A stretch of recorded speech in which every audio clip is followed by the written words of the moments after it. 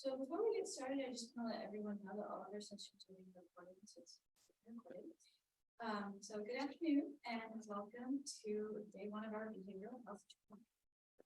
Today we have Kelly Vallo starting our session with health through connection.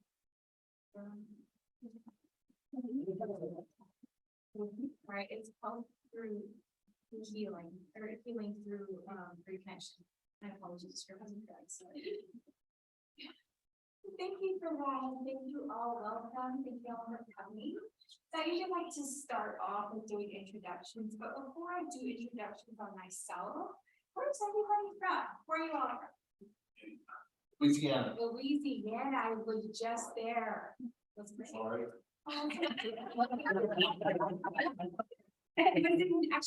So isn't that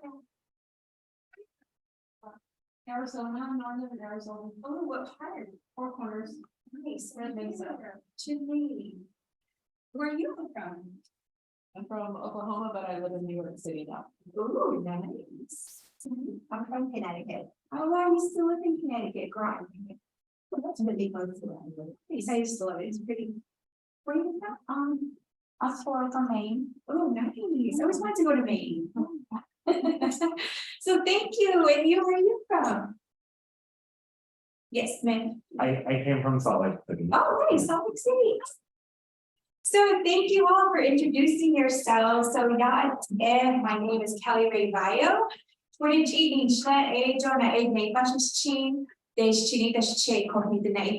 So I am half Vallo and half Vallo.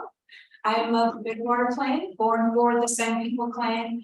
My maternal clan is the start of the Red Street people, and my paternal clan is the Acoma Pueblo, but I am enrolled member of the Navajo Nation. I grew up in the northern part of Arizona as well, in a little tiny community called Nuzlini, Arizona. And so that's about 30 miles out of Chinle, Arizona. Some of you may know Chinle, Arizona as Canyon de Chelly, the national monument. And so that's where I spent half of my childhood in Nuzlini and the other half in Chinle. So I grew up on the reservation, and then I relocated myself. Currently now I'm living in Phoenix, Arizona with my family. So growing up on the reservation, I was fortunate enough to have grown up around or with my grandparents who were the ones that raised me. My mom was available, my mom was there, she did take care of me. However, you know, as parents do, they have to work, so grandma and grandpa were the ones to take care of us as children. I also had the luxury of spending the summers with them, so it gave me the opportunity to learn, read, and write my Navajo language. And so that's one thing that I'll always be grateful for. Next slide, please. And so my grandma gave me the name called Katnapa. So that's pretty much warrior woman who travels, because I'm always going like everywhere. It started out when I was little. I used to travel to grandma, to home, to my uncles that lived in the New Mexico area, to my biological father's side of the family at Pueblo. And so I was always traveling all over the place. And then as I grew up, that traveling just became more abundant to where I was just traveling all over the place. So then it's not a name that was given to me in ceremony. It was just a name that she gave me just because I traveled around a lot. That's my grandmother. Unfortunately, she's not with us anymore. But it's a great deal of what I'm learning and what I've learned, and what I'm going to talk about today is actually through her teachings. And what really inspired me to become a social worker. So sorry, I was like, what am I doing? So, so I was being so nervous. I was just like, oh my gosh, I had so many eyes on me. So I actually graduated from Arizona State University. I received my bachelor's in social work, my master's in social work, and currently I am a doctorate candidate for the behavioral health program. And so my education has actually led me to the career that I have now. I didn't know what the name of what it was that I wanted to do was called social work. Just growing up with my grandmother, she'd always been an empathetic woman. And so people would come to her and always ask for help, and she was the type of person that, would listen, would nod her head, would be like, so I'm understanding this, and then she would be like, okay, this is how I can help you. And that career even grew more because my mother used to work for the Department of Veterans Affairs in Chile, Arizona, on the government side, not for the Navajo Nation. And so when Navajo veterans would come in or they would host events, then I was always there to give a helping hand. And that's where my grassroots experience actually really started. When I got to ASU, one of the things they asked me was, what do you want to do? What do you not want to do if you're interning? What do you not want to get into right now? And I just had a little tiny toddler, like she was still a baby. And I was like, I can't do kids right now. My heart's too big. It's like, it's just too much. It's too overwhelming right now. So I can't really work with kids in that sense, because no one told me that social work was everything. It wasn't just working with DCS. It wasn't just being a therapist. And so I was then, so that was my preference. I don't want to work with children. And so they put me with children. And so I was able to get experience in children. And that's actually where I really got my understanding of what it is that I wanted to do. And that was work with families, specifically children in that sense at the time, at the beginning of my career. So next, I've been a social worker for over 14 years. And so I've kind of worked I worked as a case manager in general mental health, high intense, they call it at-risk youth, but at the time when I was there, it was called high needs children. I also work with adults. I've gone through 1, 2, 3, 4, 5 insurance contractor hubs in Arizona. They were under Access. Gone through Magellan. I've gone through Mercy, Maricopa Integrated Care, which then turned into Mercy Care, which then is now Access, because all of the Access insurance were under just one hub. And so now that Access broke away from that hub, we're all individual. And so I've gone from being under one hub to now breaking up to individuals. So I've seen my share of how the systems change and how systems work. So I've worked in independent healthcare facilities. I've worked as with integrated care facilities.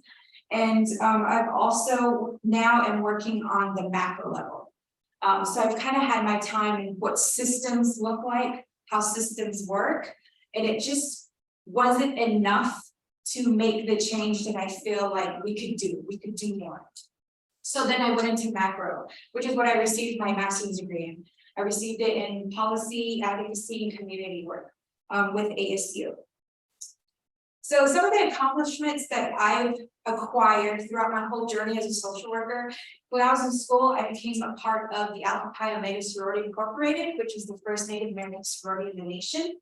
I've also became an honor matriarch with the Honor Collective, which is an organization that provides healing to Indigenous communities through providing Indigenous art and storytelling. They're out of Tucson, Arizona. I've also become a certified peer support specialist. I've also co-founded and co-facilitate an Indigenous peer support group for Indigenous professionals by Indigenous professionals called Medicine Heals.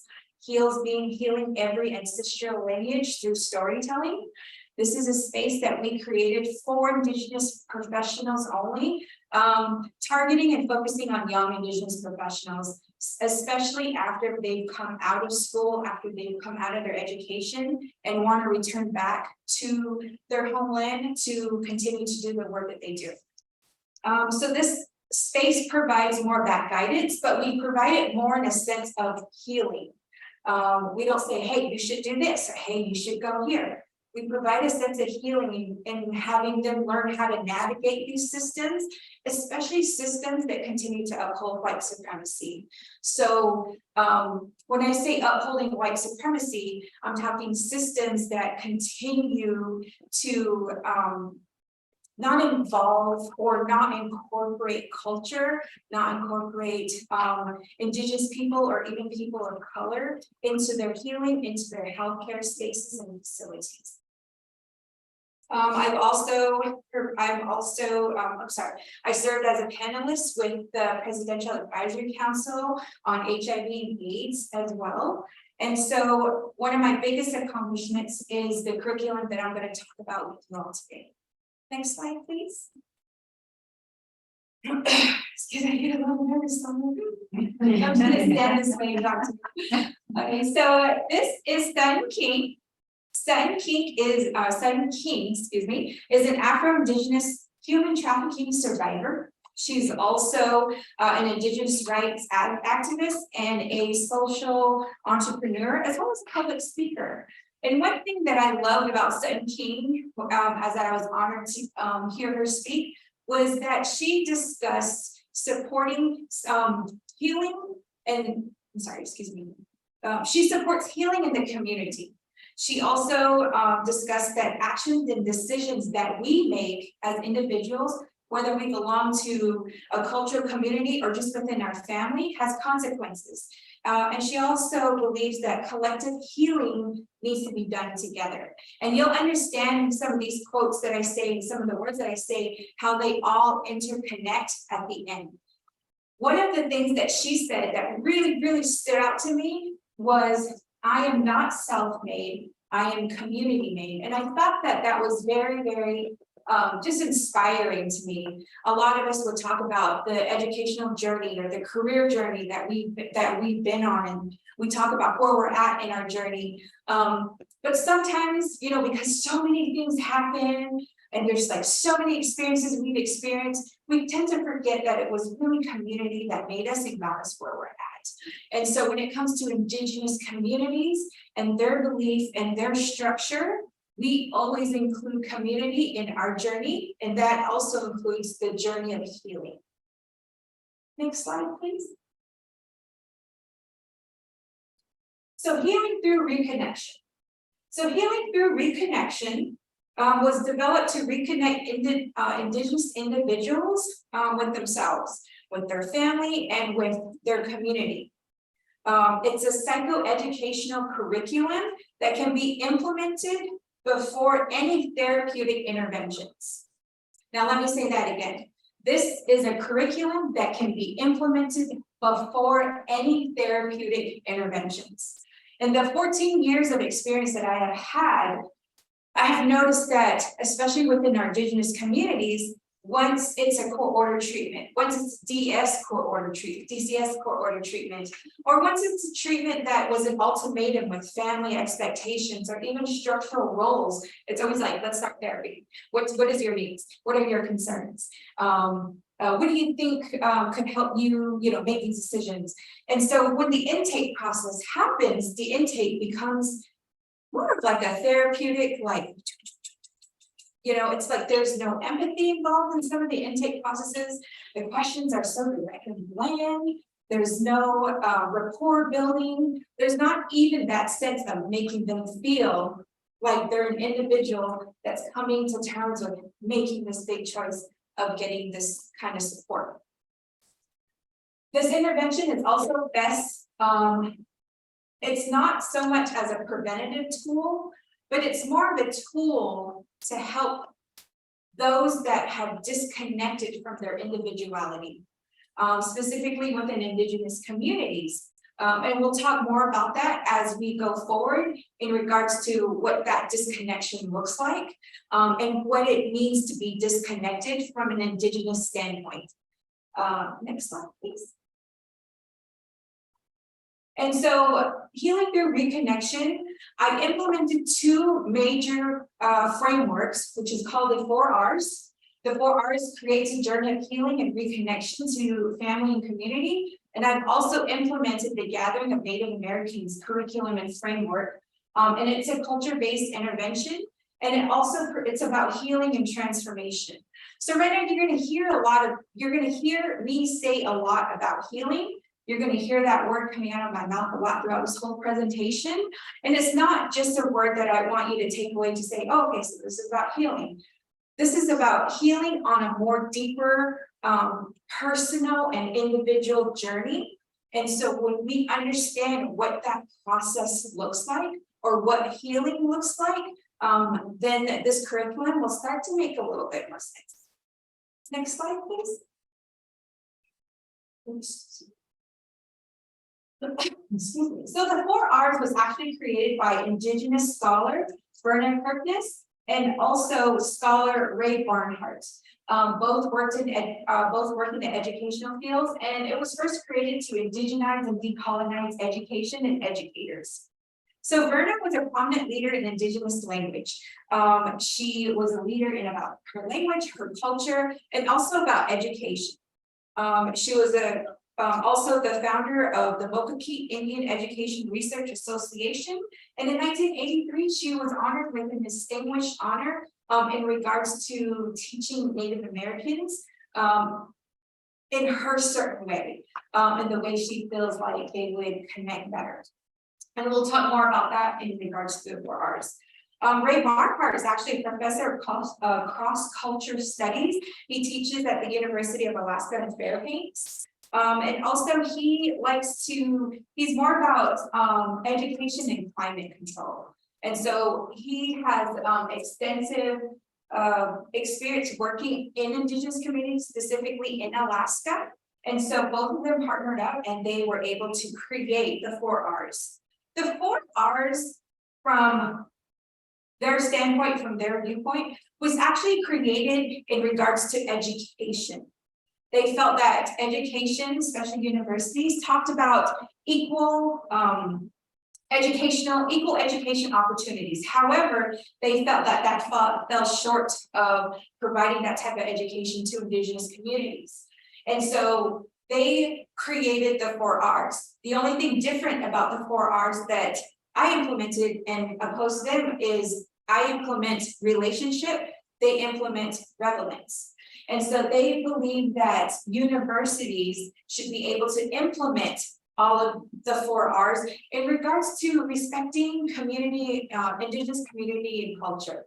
One thing that they've noticed, and this was a study that they did in 2001, was that despite Indigenous students going to the university to get the education, they felt that the university unspokenly had students of different cultures leave their predisposition about their culture at the door and assimilate into the university motto and culture.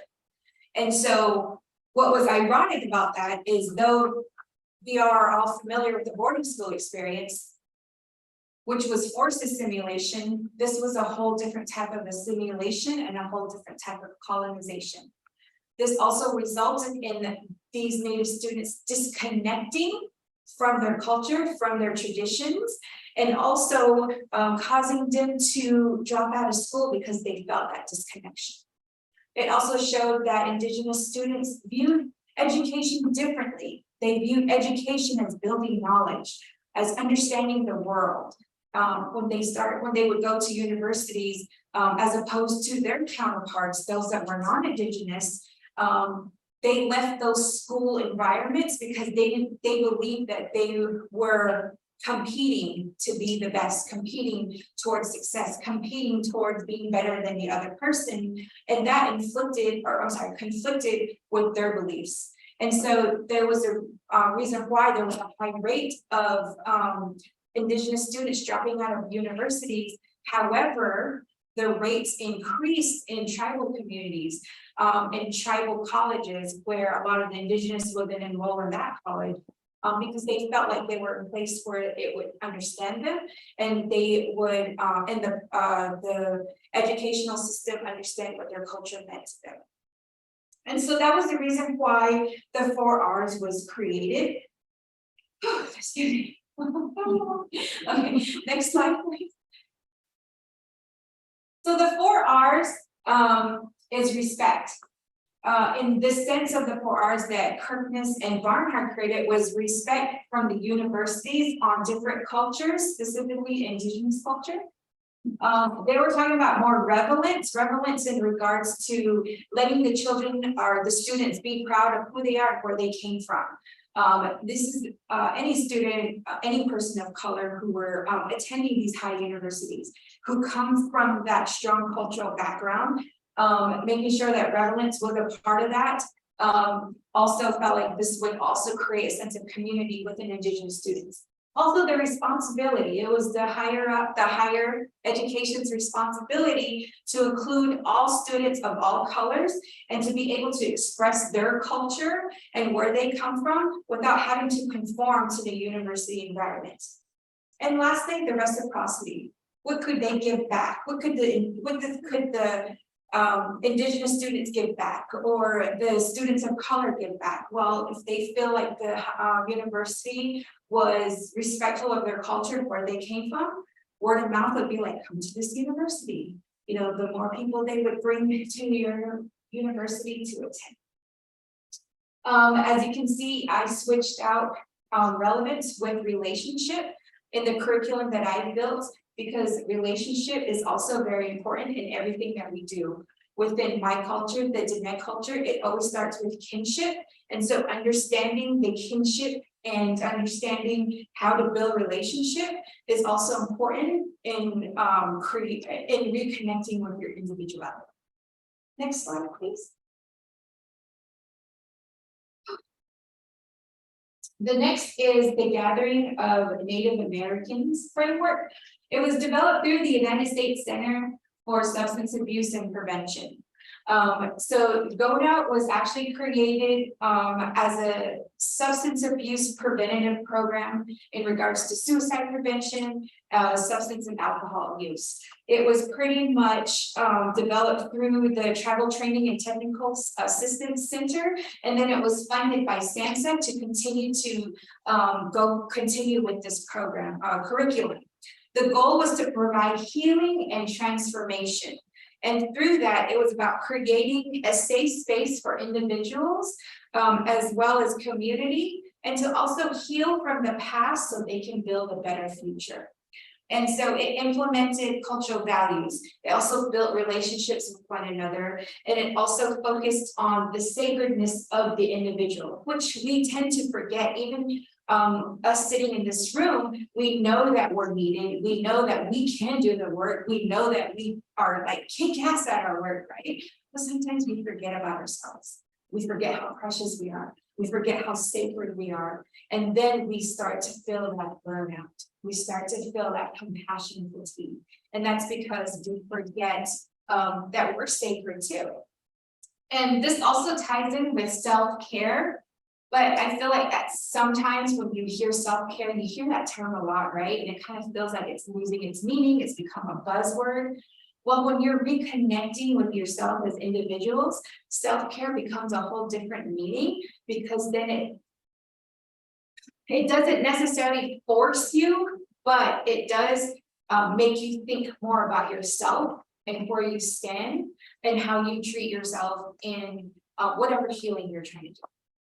Also, so with GONA, they focus on 4 areas: belonging, making sure that they're feeling welcome, that they're feeling safe. They also focus on mastery, building those skills, building those resources. Also interdependence, making sure that you're feeling confident in yourselves, that you're building that self-esteem, and as well generosity. How do you give back to yourself? How do you give back to the community? What does that look like to you? And so through, so all of this is actually strength-based, but it's also a preventative tool, and it's culturally evidence-based. And so what they found is that individuals that are connected with their culture and their tradition have a higher success rate in healing. And I know that measurement just seems so out of term, but they notice that the more they connect back to their culture, or the more they're connected with their culture, the more there's a decrease in their substance use. There's a decrease in suicide prevention, along the lines of also, you know, their mental health challenges. Next slide, please. So we're going to kind of go into a little bit of history here. might seem a little boring, this might be something you're interested in, but I swear it all ties into why I created this curriculum. So we want to talk about historical trauma. And there is an Indigenous doctor by the name of Dr. Julian Reese. She is actually the one who researched all of this, and through her findings, she found that it was revealed that historical trauma is also a connection to chronic illnesses. And so there are 3 areas that she focused on. She focused on the boarding school experience. The boarding school experience obviously is about the abuse, the neglect, the loss of identity, and the loss of tradition. And so, for example, I'm going to use my grandmother, for example, in this whole setup here. So my grandmother is a boarding school survivor. And so what she learned, or what was taught to her and what she witnessed, was a lot of the abuse, a lot of the neglect, a lot of the loss of tradition and her identity, because she wasn't allowed to speak her language. And then she had my mother. My mother was experiencing the adverse childhood in that sense. She was also getting the abuse. She witnessed domestic violence as she was growing up. And then she also saw divorce. Not only that, she also saw infidelity in the relationship because of the experiences my grandmother experienced in her boarding school experience. As my mother grew up, she started feeling the adverse adulthood. She had traumas with her own domestic violence experiences. She had traumas with, witnessing her brother's domestic violence on the women, and her having to play that caretaker to make sure like everybody's okay, but she was forgetting herself. This caused her to mistrust men. This caused her to judge men. And so it really kind of had a rocky relationship with her and the males. When it came to what she wanted and what that's supposed to look like. Seeing my grandfather cheating on my grandmother, she was like, all men cheat, so it was kind of a historical trauma.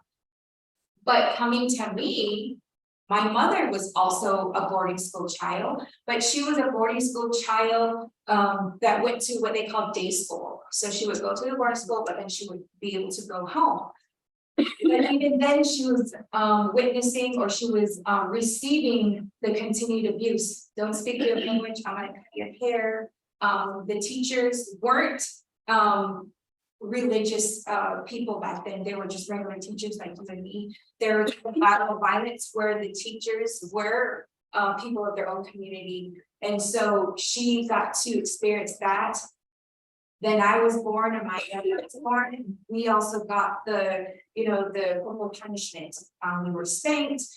We were raised the way she was taught in the boarding schools, and then the way my grandma taught her when she was in boarding school. Then I got pregnant in my adulthood because of the abuse I experienced from my mother being a survivor of boarding school and my grandmother's survivor of boarding school. I just became anxious. I would get panic attacks. I was always just on edge. I worried a lot. And then I became pregnant, and that increased to where now my daughter being born has anxiety. And so that's kind of how historical trauma, intergenerational trauma, and multi-generational trauma works.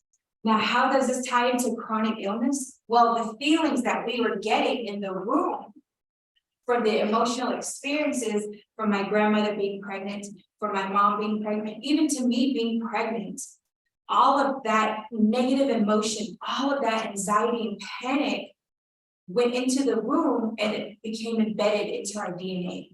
So that's how the cycle continues. And so as it embeds into our DNA, we still haven't healed from that.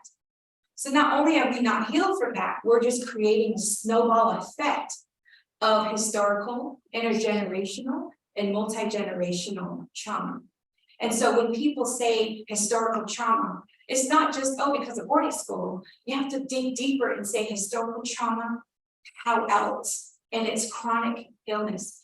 And when we're talking chronic illness, we're talking historical trauma creates gestational stressors, that's being in the womb, down to childhood stressors, that is feeling all of that emotional distress our mother felt while we were in the womb. Then the children would come out having anxiety, having possible, bipolar anxiety disorder. And then going into adulthood, that being untreated turns into probably bipolar, it turns into depression, it turns into a more intensive symptom and diagnosis to where then it becomes a chronic disease. So if you've noticed that we have a lot of, individuals that kind of have, IBS or stomach issues or high blood pressure or heart disease or diabetes. Those are all chronic diseases and chronic illnesses that result from the historical trauma that our people have experienced, and all people of color that have experienced that. The only thing though is that without thinking as far back as this, when our elders, specifically in my community, when our elders don't schedule follow-up treatments, then they're written off as going against medical advice. They're written off as resistance to care. They're written off as, doesn't want to abide by, medical advice. But it's more than that. Not only are they dealing with the trauma, the historical trauma, some of the providers in the hospital are wearing military uniforms. Back in the day, military uniforms were the ones that came and stole children to take them to boarding school. So that's another type of trauma that they have to deal with, that they don't want to go, because not only that this person in uniform take the kids, now they're talking to them about their health. So you can see where the confusion can get. You can see how stressful it can be.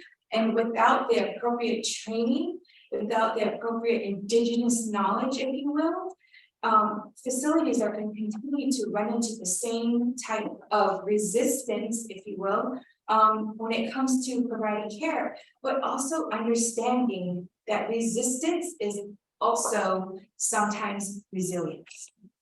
And so rather than thinking that the person doesn't want care or doesn't want to do these things, let's just go back into our history. And so as you can tell, we're natural storytellers, right?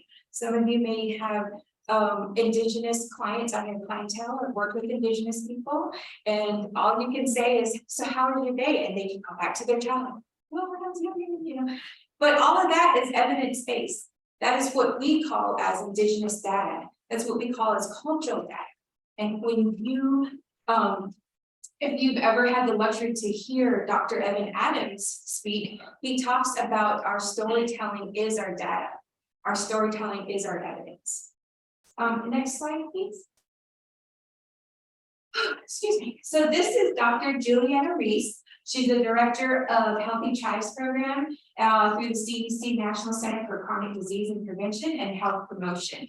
And she, I was also able to hear her speak. One thing that came out the most, or one thing that struck me the most, was that she said you can have a solution to a problem that is foolproof, but without the infrastructure to be able to implement any of these efforts or activities, you're going to be back to square one. And I'll explain a little bit of this later, but she was basically talking about programs that are continuing to just, the more programs we build to try to prevent certain things in certain areas, we're always going to go in the cycle unless we really get down to that root. And the root was the study that I had just showed you about historical trauma and chronic illnesses, specifically with indigenous communities. Next slide, please. Excuse me. Okay, I feel like I'm holding my breath as I talk. So next we're going to go into intergenerational and multi-generational trauma. So with intergenerational, multi-generational trauma, one of the quotes that really came out and stood out to me was, the traumas of our ancestors became our trauma.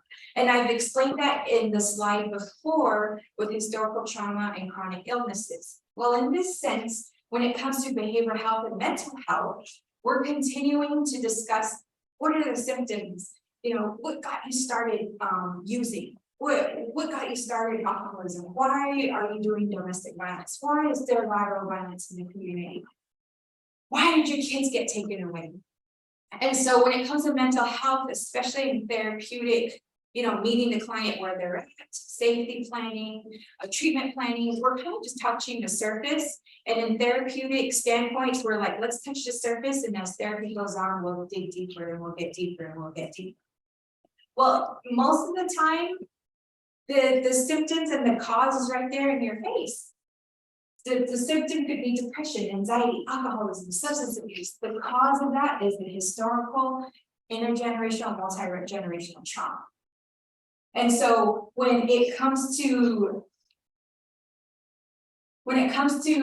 discussing symptoms and the cause, another Indigenous leader who's also an elder by the name of Don Coyes. Has anyone heard of Don Coyes? Perfect. So his belief and his approach in regards to healing Indigenous communities is healing Indigenous communities and the 7 generations through family connection.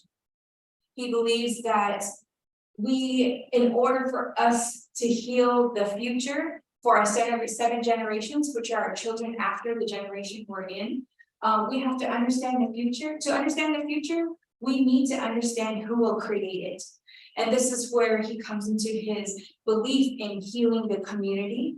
He comes into this belief of healing family as a unit and not just individually.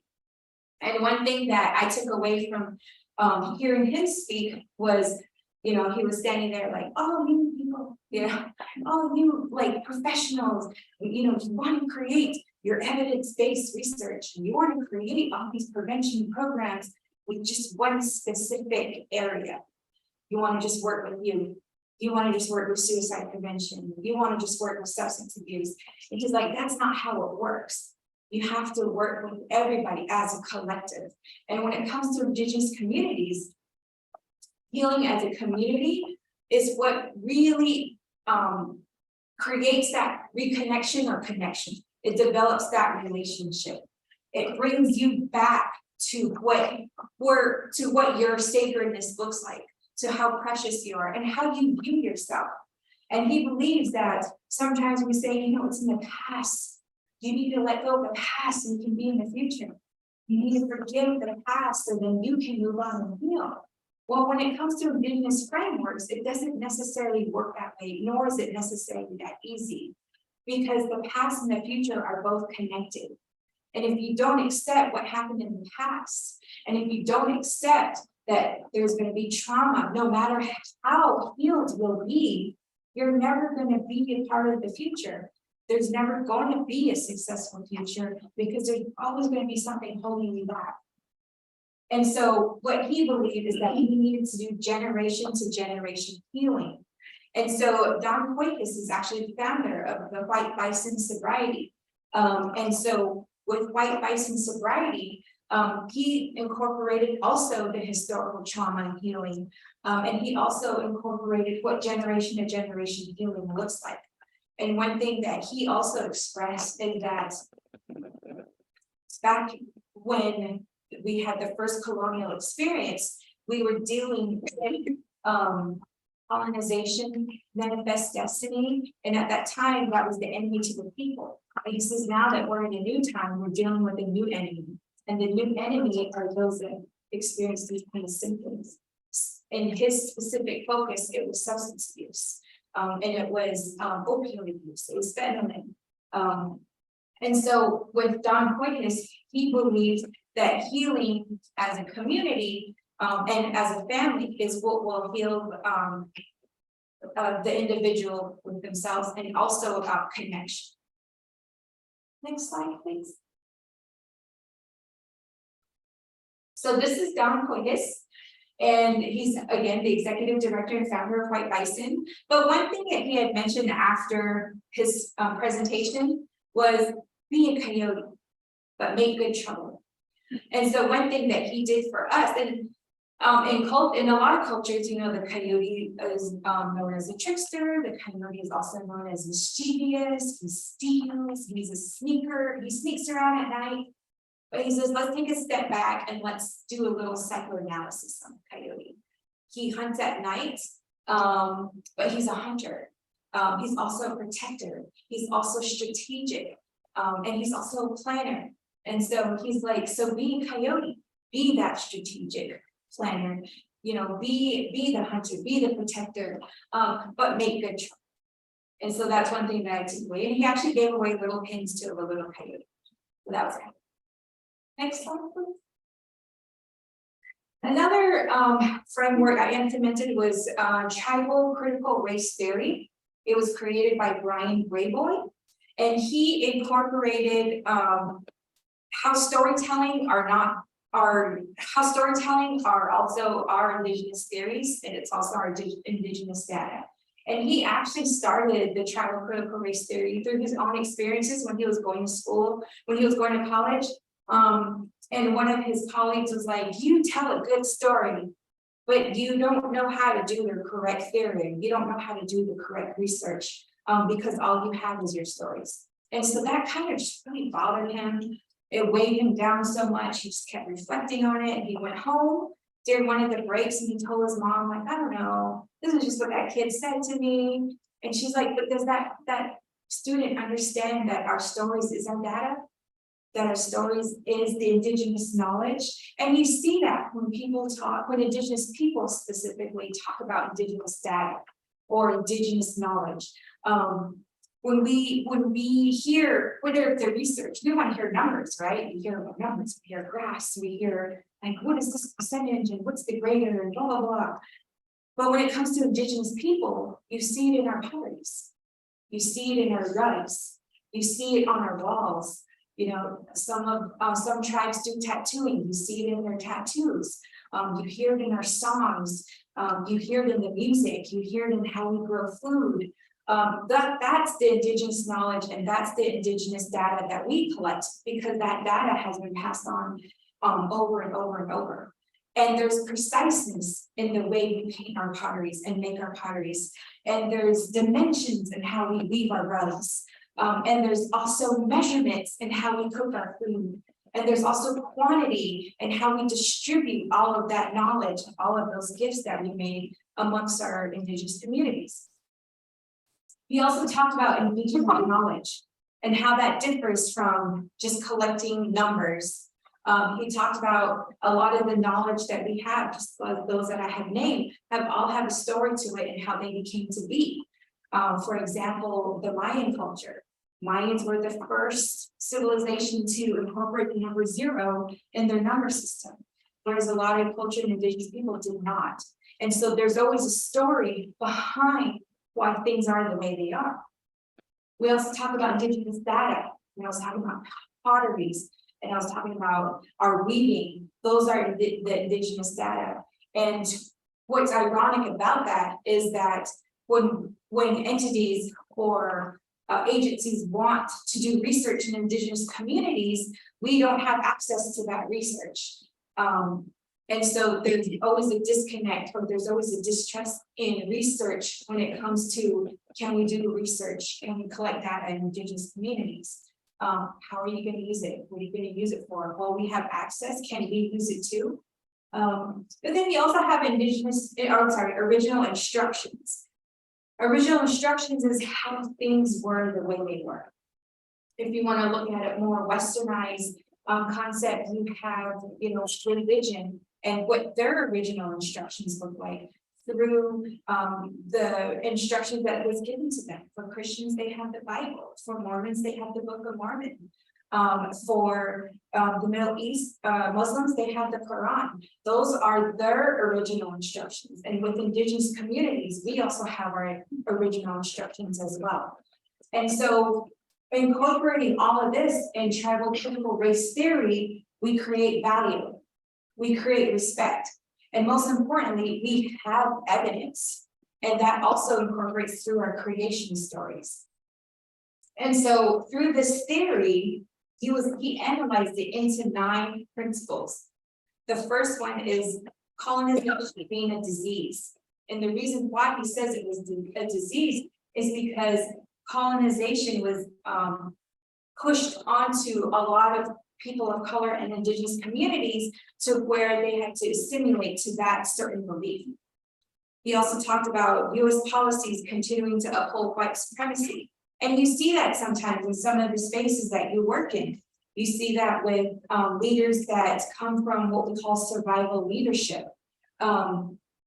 Young professionals who have left their education coming in and presenting these new ideas and how these things can work and how nothing. But then you have survival leadership. It's like, no, we're gonna do things the way it is. It's been going good so far, we're not gonna change it. And so it's also understanding that because survival leadership has that mentality, you have to think back, like, why would they think this? Well, back in the time when they were growing up, or back in the time when they had gotten the position, they had to fight for that position. And that's where you would see the most lateral violence and oppression. That's where you would see the most negative thoughts and negative perspectives on one another, is because they wanted those positions. And some Indigenous people in this room today will know, like, we experienced that with the BIA, right? Family members that work in the BIA, family members that work in IHS, how they sometimes will commit lateral violence to each other to kind of maintain their position or get higher positions. And so understanding that learning where that came from. He also talked about liminal space for both political and rationalized indigenous identities. Concerns critical to indigenous communities are self-determination, identification, self-governing, and sovereignty. And so there's a difference between sovereignty and self-determination. Sovereignty is more of a term that's connected to governing on a more political level, but when you want to talk self-determination, we're talking more of those activities we do in our daily lives. That could be attending ceremonies, that could be attending church, that could be what we do when we're spending time with our families. And so self-determination is how we're able to continue to live the way we live without any political influence. Though that does seem hard, that's what separates both sovereignty and self-determination. Self-determination is more on your personal level, more your personal lived experience, where sovereignty is more on a political level, where it incorporates the whole community, the whole tribe. And so with tribal critical race theory, I implement that also as well as a reminder to keep making sure that we are, or making sure that I develop a curriculum that stands to and that also supports the value, the respect, and the evidence. Next slide, please. So healing through connection, this is where I incorporated also the Navajo wellness model. So healing through connection is about healing yourself, your family, your community, and to land.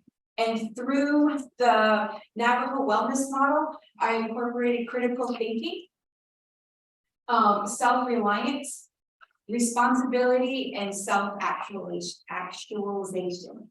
And so all of this connected together formulates your identity, who you are, where do you come from, where do you belong, what does your reconnection look like. Next slide, please. So healing through connection is actually a curriculum that is 130-day program for 90 minutes. It's provided through psychoeducation, which implements Indigenous art and storytelling. Each course is delivered in 3 increments: an activity, a conversation, and closing. It also encourages engagement, processing, and reflection. This curriculum can be delivered into 4 parts. The 4 parts being part 1, respect. That's the first 4 weeks. The second part being relationship for another 4 weeks, and then responsibility, and then reciprocity, and 1 week of reflection, which is the final week when they can complete that program. The reflection week is actually the week where they reflect on what they've learned about themselves throughout the whole 4-part series. The reason why it's 4 weeks is because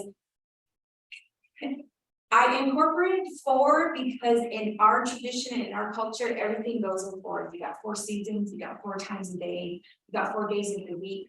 And so as seasons change, so can you. The only thing is transition and change is scary for everybody. But through this curriculum of reconnection, we also incorporate nature and land. If the leaves can change, if the snow can fall, if monsoon season came without complaint, then we are able to also adapt to that environment. And we're also able to adapt to that change without complaint. Sounds easier said than done, but that's what this whole curriculum is about. It's about changing with the seasons. And so, next slide, please. So we start off with part 1, which is about respect and belonging. This is the introduction to the program. We talk about identifying the challenges, how to create a safe space for yourself, and how to create trust in building relationship.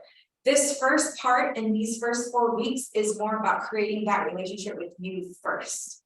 How to trust yourself again, how to be able to connect with yourself again, how to be able to reintroduce yourself to yourself. Next slide, please. And that creates a sense of belonging. And so the outline would be for week 1 is the reintroduction. Now, starting off with the activity first, we start off with the meaning of your name. Sometimes we just say, hey, my name is Kelly, and that's it, right? But if I could tell you the meaning of my name, why were you given that name? Who were you named after? How was that name important to your family? And sometimes you forget. Like I asked one girl, like, why did your mom name you that? And she's like, thinking about it, and she goes, well, you know what? She used to read a lot, and this was a character that she read in a book that she really liked. And you know, to us, we're just like, oh, that's cool, right? But that's the meaning behind her name. That's why that name is so important. That's why she's so important, because her mom loved a name in a book that was important to her at the time that she was reading it. So there's meaning behind the name. And that's where you begin to self-identify, like, wow, that's why I was named. Then you become proud. You become proud of why you're named. Then if you talk about the discussion, that's kind of pretty much what we were talking about, the reflection. What do you think now that you were reintroduced to yourself? How do you think about, what do you think about that now that you were able to talk about what your name meant to you?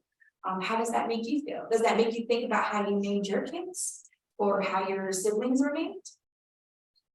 And then we close up with the healing circle. We always want to close up with the healing circle because we don't want to leave any emotions open to where they aren't able to self-regulate by the time that they leave your space. Because first, what are we trying to do? We're trying to create a safe space. And so by creating that safe space, we want to make sure that we're closing that conversation and whatever opened up, that we're able to de-escalate that right then and there, talk about the emotion, and then close it up so that they're ready for the next session the following day or the following week. Week 2, show respect for yourself. So what does respect mean to you? What does respect mean to your family? What does respect mean to your tribe? How do you incorporate respect? This is also where you'll get to meet the person in regards to how they were taught, what that home environment looked like. So it's a pre-intake / assessment to where you're like, oh, okay, I'm getting it. Most of the time, a lot of them weren't taught what respect was. Most of the time, a lot of them were shown respect through hitting. They were shown respect through lateral violence. And so this is kind of where you start to navigate and you start to see how this individual's life journey was like. And then week 2, showing respect for your family. How do you show respect to family? What did that structure look like? Whose role was what in your family? Did you guys participate in ceremony? Were there any ceremonial leaders? What did that look like? And then lastly, showing respect for your community. How do you hold ceremony in your community? What does holding ceremony mean? Sometimes some indigenous communities don't call it a staff meeting, they call it a staff ceremony. Just to be able to, because even if you hear negativity of that word, right? I have a meeting at 4. Just, oh, I'm getting. But how do you like have a ceremony at 4? Right? So it's definitely also about language, making sure that you're turning all negative language into something more positive, into something more you want to look forward to. Next slide, please. Oh, excuse me. So relationship, this is where we build mastery. A relationship mastery is reflecting and increasing knowledge on history and habits and building resiliency. And this isn't just history, we're talking about historical trauma, we're talking about your history. How did you grow up? What did that look like? What could you change about that if you could? And what type of habits did you start noticing about yourself? If this curriculum was used in a substance abuse program, it's like, okay, so when did you start building a relationship with drugs? what did that look like to you? How did taking that away make you, how did taking that away, reflect on the relationship with yourself? You also, next slide, please. That is where we go into the outline. So that the first week when you're starting part 2 is building trust. So how do you build trust with yourself again? How does trusting myself look like? What do you hope to do to build trust? What are the first steps? Then going into week 2, what is your role? Well, what does respect mean to you? What does relationship mean to you? What does a positive relationship mean to you? And if you could mend a relationship, what relationship would you want to mend? And then you're going into week 3, positive communication. How do you be a good relative? What does being a good relative look like to you? How do you model being a good relative? And then lastly, ending with unity, how do you show lateral kindness? You know, and sometimes we do it unintentionally, or sometimes we do it and we don't even know we do it. And I am guilty of this too. A friend of mine, she's like, oh my gosh, what? Vacation, and my work said it's okay. And I'm like, wow, must be nice. And I noticed her face, and she was like, oh. And I was like, it's probably telling honest. And I'm like, oh, must be nice. And so even that language, even that, like sometimes we do it unintentionally and we don't know. And so that's kind of where I had to reflect back, like, how do I be a good relative to my friend? How do I be encouraging? Most importantly, how do I bounce back from this? I just made her feel bad, right? So days pass and I'm like, I'm so glad you're going. You work so hard. You know, just kind of being that friend, like, hey, you should go shopping for your new, vacation clothes and all that stuff. So I had to redeem myself fast too. But it's also just maybe and what we do as facilitators as well, sometimes we get compassion fatigue. Sometimes we notice we're burning out, and you notice in the things you say, right?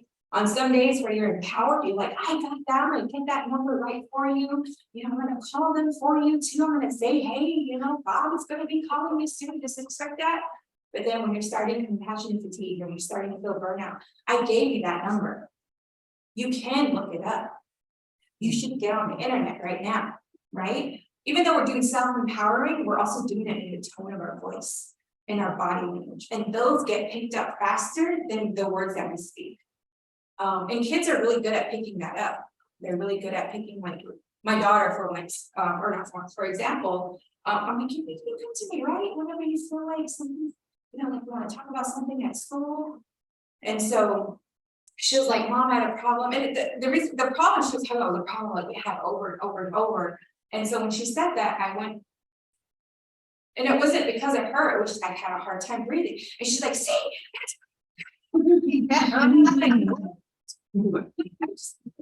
right?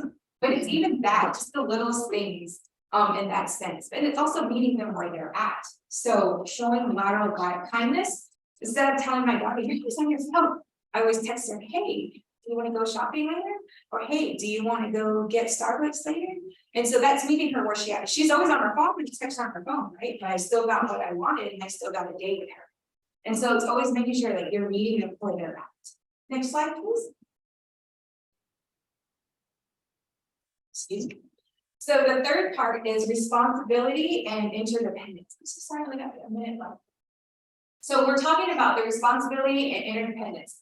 This is how we start to break the cycle. This is where you start seeing realization. This is where you start seeing affirmations. And this is where you start seeing the reclaiming of individuality. This is where you start hearing, I set a boundary. I'm not going to do that again. This is what I started to do. I started to lead. I started to do storytelling. Go to the next slide, please. And so part 3 is pretty much the outline. Strengths, the activity is vulnerability. What does holding strength look like? Week 2 is confidence, the empowerment, how they feel empowered. How do you want to empower yourself? What does empowerment look like to you? Week 3 is positive relationships, how to ask for help, and who to ask help from, and who to ask help from. And then 4 is community, which is lateral love. How can we engage the community? How do you show lateral love in your community? Next slide, please. Then reciprocity, which is the generosity of the donor. Reciprocity and generosity, meeting you where you're at and giving back to yourself, to your family, and your community. Next slide, please. So this is where we talk about self-care. This is also where, what do you do for self-care? What does that look like to you? We want to go into week 2, healing. What is your ceremony? What does your ceremony, what would you want your ceremony to look like? And then week 3, collective healing. Are you ready to tell your story? Are you ready to move on from the story and rewrite another chapter? Lastly, lifting the fog. This is actually from Don Coitus. He calls it lifting the fog because the fog is what gives us the unclarity. And if we need to lift that, then that's how we can see more clearly. So that's where we have an activity of interconnectedness. This is where we talk about how do we connect back, whether it's to land, whether it's to spirituality, whether it's to ourselves. What does that look like, and how do we continue that? Next slide, please. Lastly is the reflection. Again, meeting you where you're at and celebrating your sacredness. This is the relevance. Next slide. This is where we actually talk about self-actualization. This is also where we talk about your time in a dark place to now how you're able to now breathe. Usually in this session, when they are able to find and identify and reconnect with themselves, then they're ready to start those therapeutic interventions, whether it's individual therapy or substance abuse or any type of therapeutic intervention where they need to continue that healing. Because again, those therapeutic interventions are the symptoms. We just want to know how to heal from that cause. Next slide. So I did implement this as a pilot program for a behavioral health facility in Phoenix, Arizona called TNT Health and Wellness. They implemented in their substance abuse program, which is great. Their substance abuse program is about 70–80% indigenous individuals. The only critique that I have with this, or that I've seen and that I've talked with TNTs, so some of the challenges included, give me a second, I'm sorry.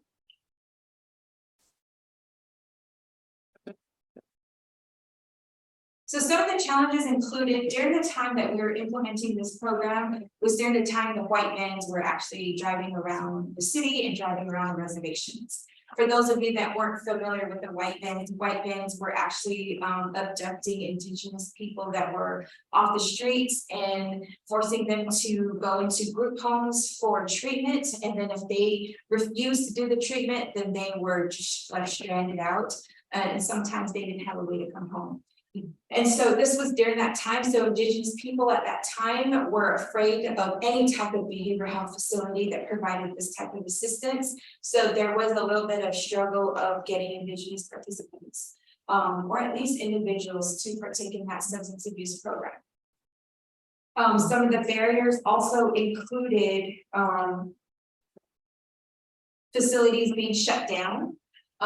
Specifically the group homes of the substance abuse group homes that were committing fraudulence, those were being shut down as well. And for those that were shut down, they either just released those individuals in that home, or they had to transfer them into the other agencies that were surrounding. So then they all got overpopulated and then wait lists were created, so that became a barrier as well.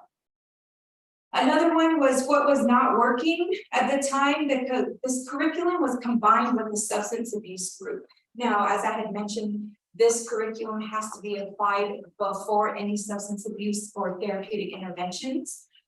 Because they were a small agency, they implemented this program with their substance abuse program. And so the substance abuse curriculum that they were under, applying it with my curriculum just created some confusion with some of the indigenous individuals in regards to like, so what am I doing here? Am I reconnecting or am I going through sobriety? So there needed to be some clarity in that sense. Also the facilitation was done by, was facilitated by a non-indigenous person, which is fine. But that non-indigenous person did not take the training, the Gathering of Native Americans training as well as not taking any type of training towards Indigenous communities and working with Indigenous communities, specifically Indigenous communities that are having troubles and challenges in substance abuse. So there was definitely making sure that they're sticking to the curriculum. And so that was also one of the challenges that I've seen. And lastly, the westernized frameworks. So there was a therapist that had come in to facilitate the group, and she was able to bring her westernized theories and frameworks in regards to therapeutic interventions, which totally interfered with what connection and reconnection look like for Indigenous communities. And so that kind of created a little bit of confusion and a little bit, honestly, from those that were a part of that group, it kind of made them step back a little to be like, this is not what I signed up for. So next slide, please. So these are some of the testimonies when I went in to do kind of like a guest speaking facilitation and explaining the clarity of the program. I took 2 days out of my time to go in and facilitate 2 substance abuse groups, leaving out the substance abuse intervention and kind of implementing more of this curriculum. And after I asked TNT Wellness to give me some feedback and to provide me some of what the response was. Due to confidentiality, I did not put their names, but I did put their gender, their age, and what tribe they were from. I'm just going to read a couple. One of them explained, it allows me to embrace myself and my culture. He was male 31 from the Tohono O'odham tribe. Another one was, I'm going to be a father, my first baby. I don't know, I've never learned how to be cultural. This is making me think of what change is going to look like, and I hate change. And I hope I can do it. The reason why I put this in there is because he was holding truth to what he was saying. He was never taught how to be a father. He was never taught his culture, but he wears his culture proudly. And you can see it when I was doing my facilitation that he was scared to be a father. This was a new change for him. The next one was, this is a whole different kind of feeling that I never knew was around. It's what we need because addiction is a bitch. And I need to reconnect with myself and my culture because I miss it. And so this was from a female perspective. And in the Navajo culture, the female are the matriarchs of the family and of the tribe. So this really meant so much to her to be able to at least start somewhere to reconnect. So these are some of the testimonies from those that are engaging in the program. And again, it's a test pilot program. So we're continuing to, I'm continuing to just monitor to see how it comes. Next slide. Last, I wanted to end my presentation with Dr. Evan Adams, who's the Chief Medical Officer of the First Nations Health Authority. And one thing he talked about was growing up on a reservation and also attending school. And he said that his father would take him out of school, just randomly take him out of school, and they'd go fishing and they go hunting, and the school would think, oh, you're just taking him out to have fun, you're just taking him, he needs his education. And his father would be like, no, I'm teaching him how to be, you know, from his tribe, or not stage tribe, so I don't want to butcher it. He's like, I'm teaching him how to be native, I'm teaching him how to hunt because he's going to need that when he grows up. And so one thing that he had mentioned that an elder, like, had, you know, his father was telling him to go to school. He went to school, he became a doctor. He was talking to one of the elders in his community. He was like, you know, grandma, like, I'm a doctor now. I went to school, I'm doing all these great things. And she's all like, yeah, that's great. I'm so proud of you. Like, I always knew you were smart. She's like, I just want to know if you're strong. And so that's what kind of really, really stuck to him. And so what his father had told him was, you have a foot in both worlds. So be excellent in both. And I think right now, with the way time is and how it's progressed, our kids are actually feeling that. They're feeling their foot in both worlds. When do I be native? When do I, you know, assimilate to the urban culture? When do I be me? When do I not be me? And what does being me is? And you actually really do see that right now too, two-spirited LGBTQ community. And so, next slide, please. And so thank you so much. I know I've like talked so much and I think I'm like choking on my stick, but. But thank you so much for taking the time and letting me explain. I know it was a lot. It's a lot to download. It really is a lot to download. So kudos to you all for sitting through this. I know some of you were probably like nodding off, but my husband always said, you could put me in this, so you should read storybooks. Across the road. Yeah, so next slide. So these are my references. This is all I could fit on there. There's like so many references I can add, but these are all the references, all the information that I got, and how I use these references to put my curriculum together. So my motto was, why are we reinventing the wheel when we have all of these programs already out there and all of these frameworks are already out there? Let's just use that. Let's not reinvent the wheel, and let's just implement that and see where we can go from there. Thank you so much.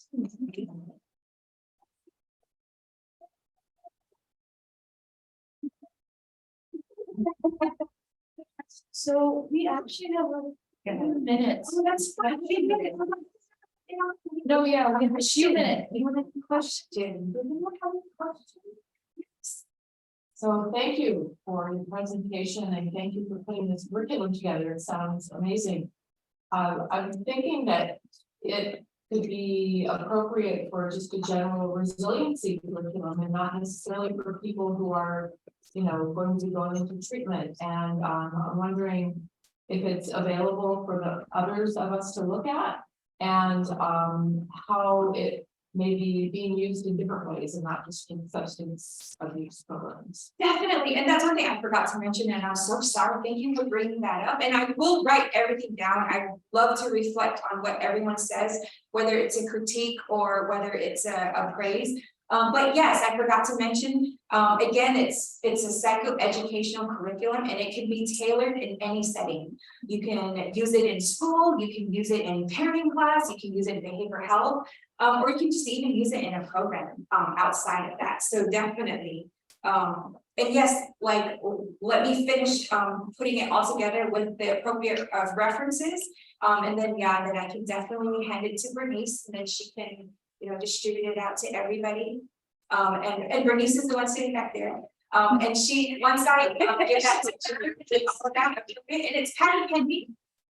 So, but once that's all ready, once I'm ready all together, then I'll send it out to Bernice. And if you guys take a look at it, just give me some critique, or just be like, it's not my thing. No, trust me, you will not write anything. You know, work with each other, right? Just don't bleed it with red ink. But thank you so much. Yes. Anybody else? Follow-up question to that. Do you need to be a mental health counselor to deliver the curriculum, or a psychotherapist, or can a lay individual? Yeah, which is why I kept it psychoeducation, because I know right now with behavioral health, licensure and being able to provide that in the therapeutic setting is crucial and the utmost, especially if you have a license and the board has these requirements and limitations. That is why I left it open to be psychoeducational. It could be a case manager that delivers this if you're in a behavioral health. It could be a teaching assistant, or even a Boys and Girls Club staff member that are able to teach this. So that's why I left it psychoeducational, so it doesn't have to be like it's a therapeutic intervention.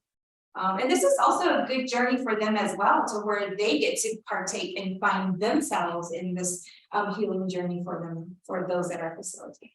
Yes. How do you keep people coming back for the full course? When it comes to this curriculum, it's implementing Indigenous art and storytelling, which is why I start off with the activity first. I feel like sometimes when even substance abuse, like AA meetings or substance abuse group meetings, we always talk about, you know, what's your drug of choice and how long have you been sober? And, you know, when it comes to whether you're applying this in a school or substance abuse or behavioral health, I leave that at the door. Like, we're not going to talk about that. You know what you did. We don't want to rehash that. Let's not re-traumatize you. When you come into my space, let's get started on art. And it's through art is how I'm able to, discuss why we're doing this piece of art. So when we're talking about, what's in the meaning of your name, I usually start out with, hey, my name is Kelly. And then they can choose, we can talk about your first name, your middle name, your last name, your nickname. And I'd like to talk about my last name. So I start off the activity first with myself, and then I'll be like, so who named you? Why did you name important? And so that also gives the people an introduction to who each other is. It also gives them an idea of like, okay, so this person likes to be called Mickey, doesn't want to be called by their first name, so it also gives a chance for them to introduce themselves to everybody. But that's how I start off, was the activity first. And then we talk about discussion, reflection, and then we heal it off with the healing circle. Awesome. Well, thank you so much for such a wonderful session. It's within our initiation, we several months ago.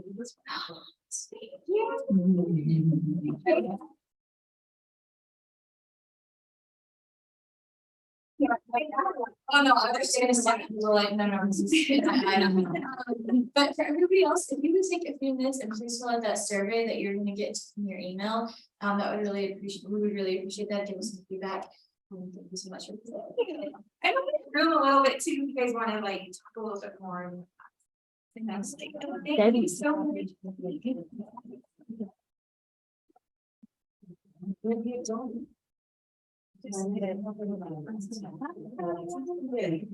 I got